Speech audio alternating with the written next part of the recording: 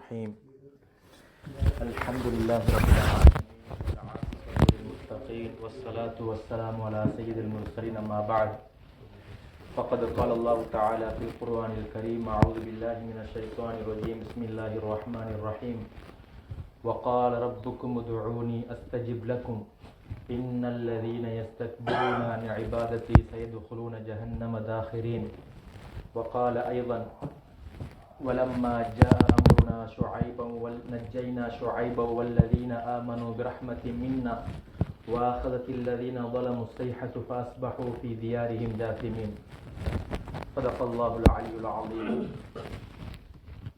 இடங்களில் அல்லாஹ்வுக்கும் மிக பிரியமான இடமாகிய பள்ளி வாயிலில் ஜும்மாவுடைய நாளில் நல்ல விடயங்களை கேட்டு நமது வாழ்வில் பல மாற்றங்களை ஏற்படுத்த வேண்டும் என்கிற நோக்கத்திலே அமர்ந்திருக்கும் என அருமை இஸ்லாமிய சகோதரர்களே, எங்களை படைத்த இறைவனை எல்லா நேரங்களிலும் எல்லா கட்டங்களிலும் அஞ்சி பயந்து வாழும்படி முதலாவதாக எனக்கும் அப்பால் உங்களுக்கு நான் வசியத்தும் நசீகத்தும் செய்து கொள்கிறேன்.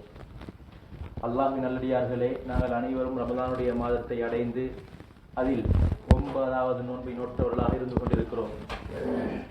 நேரங்கள் காலங்கள் என்பது மிக மிக சீக்கிரமாக நகர்ந்து கொண்டிருக்கிறது.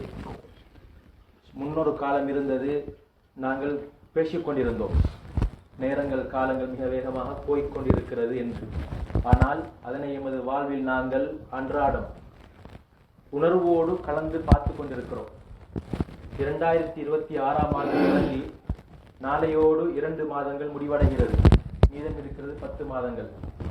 அதே மாதிரி நாங்கள் அனைவரும் ரமலானுடைய மாதம் வருவதற்கு முன்னால் ரமலானுடைய மாதத்தை அடைய இருக்கிறோம் என்று பேசிக்கொண்டிருந்தோம். ரமலானுடைய மாதத்தை அடைந்து நாங்கள் தற்பொழுது 9வது நோன்பை நோட்டவர்களாக இருந்து கொண்டிருக்கிறோம். எனவே கண்ணியத்துக்குரிய மேலானவர்களே, அல்லாஹ்வும் ரமலானை பற்றி சொல்லும்போது ஐயாமம் மஅதூதாத், குறிப்பிட்ட எண்ணக்கூடிய கொஞ்ச நாட்கள், விரல் விட்டு எண்ணக்கூடிய கொஞ்ச நாட்கள் என்று அல்லாஹ் சுப்ஹானஹு வ தஆலா குறிப்பிட்டு பேசுகிறார். எனவே மீதம் இருக்கக்கூடிய காலங்களை அழகான முறைக்கு கழிப்பதற்கு நாங்கள் நீங்களும் கடமைப்பட்டிருக்கிறோம்.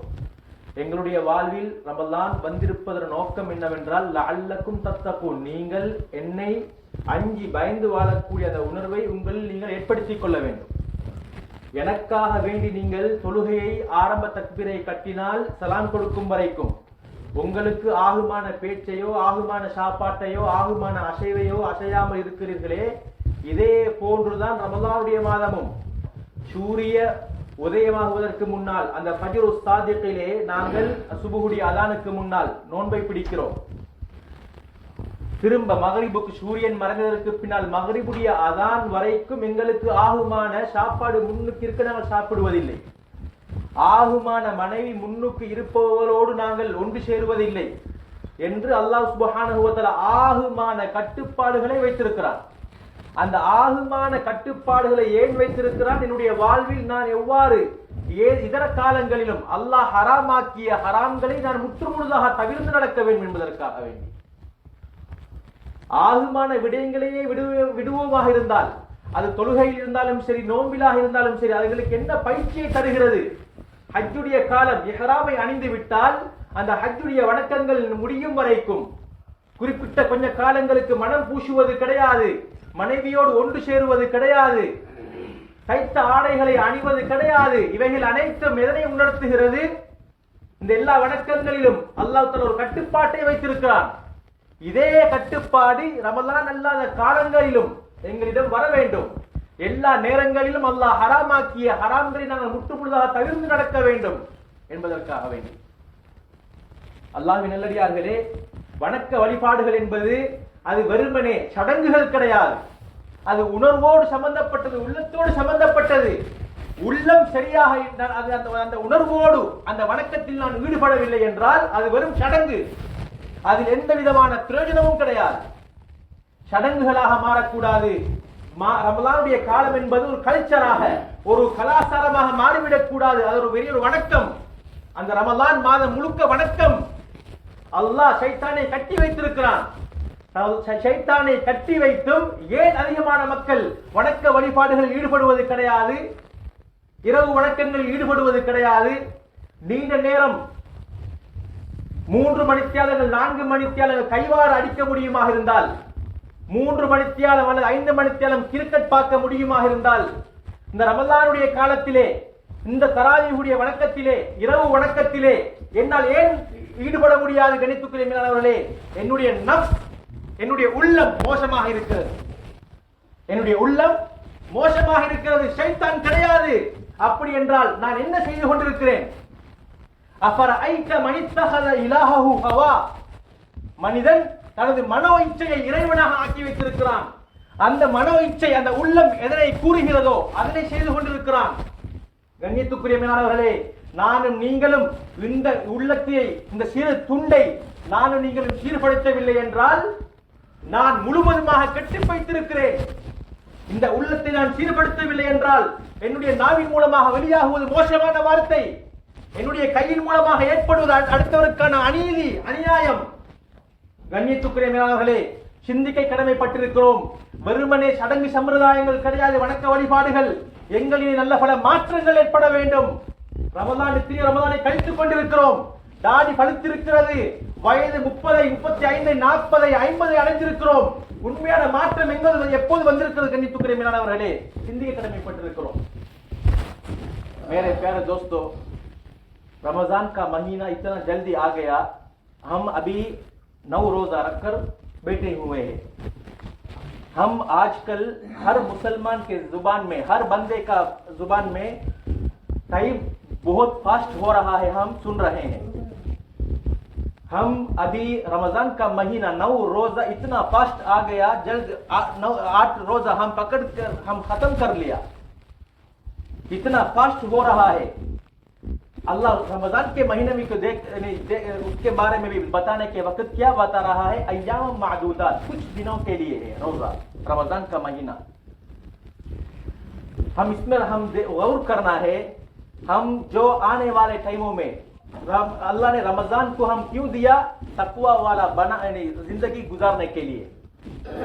तकबीरतुल इहराम से लेकर नमाज को हम देखेंगे, तकबीरतुल इहराम से लेकर सलाम फेरने तक जो जो अल्लाह ने पहले हमको हलाल करार दिया, खाना और हमारे हाथ को इस तरह हिलाना, ये सब हमको हलाल है. लेकिन नमाज के टाइम ये सब हराम है, इसलिए तकबीरतुल इहराम बोलते हैं. हज के बारे में हम देखेंगे, इहराम बांधने के टाइम से हज का कुछ अमाल खत्म होने तक हमको पहना हुआ कपड़ा, खैत वाला कपड़ा हम नहीं पहन सकते हैं, सिर्फ इहराम बांधना है. और बीवी से हम बस्त्री नहीं कर सकता है. अतर वगैरह हम खुशबू वाला चीज हम इस्तेमाल नहीं कर सकता है. ये क्यों? अल्लाह ने एक पाबंदी रखा है. इसी तरह रमजान को हम देखेंगे, सुबह से लेकर मगरिब तक हमको खाना पीना हलाल है, लेकिन नहीं पी सकता है, नहीं खा सकता है. हमारे हलाल बीवी हमारे सामने है, लेकिन हमको हम बस्त्री नहीं कर सकता है. अल्लाह ये सब अमालों में क्या देख रहा है? हमारे दिल को देख रहा है. अल्लाह ये शुऊर के साथ, ये मेरा इबादत है. हम अमालों को, इबादतों को कल्चर नहीं बनाना है. कुछ बंदा रमजान का महीने को कल्चर बना दिया है. कल्चर वाला रोजा नहीं है, कल्चर वाला नमाज नहीं है, कल्चर वाला मुसलमान नहीं है. पक्का मुसलमान होना चाहिए, तकवा के साथ, अल्लाह के डर, अल्लाह के शुऊर के साथ हमारा इबादत होना चाहिए. इसलिए ये रमजान का मेन गरज, मकसद हमको तकवादार बनाने के लिए, अल्लाह का शुऊर हमारे ऊपर डालने के लिए. हम देखेंगे अल्लाह इस महीने में शैतान को कैद रख लिया, लेकिन इस बाबरकत महीने में भी कुछ बंदा गलतियां काम कर रहे हैं. नमाज नहीं पढ़ता है, रात वाला अमालों में नहीं गुजरता है अपने अमाल को, लेकिन गुनाहों में, फिल्म देखने में, क्रिकेट वगैरह देखने में, गपशप लगाने में घंटे घंटे वो खर्च कर रहे हैं. लेकिन ये 1 घंटे का नमाज शुऊर के साथ, ये टाइम अगले रमजान शव्वाल के महीने में रात का तरावीह नहीं है, सिर्फ ये रमजान का महीने में है. इस तरह ये शुऊर नहीं है. ये इसका मतलब क्या है? हमारे अंदर एक टुकड़ा है, वो दिल है. ये दिल अच्छा नहीं, फिर हमारे सारे बदन अच्छा नहीं है. अल्लाह बताया एक कुरान में, एक आयत में, अफरअयत मन इत्तखज़ इलाहहु हवा. कुछ लोग अपने दिल को गोड बना लिया, जो दिल उसका किया बोलेगा वही करेगा वो लोग. इस तरह बंदा खसारत में है। हम अल्लाह का हुक्म मान रहा है हर टाइम, अल्लाह का बात, अल्लाह का हुक्म हम हमारे जिंदगी में उसको एक्टिव करना है।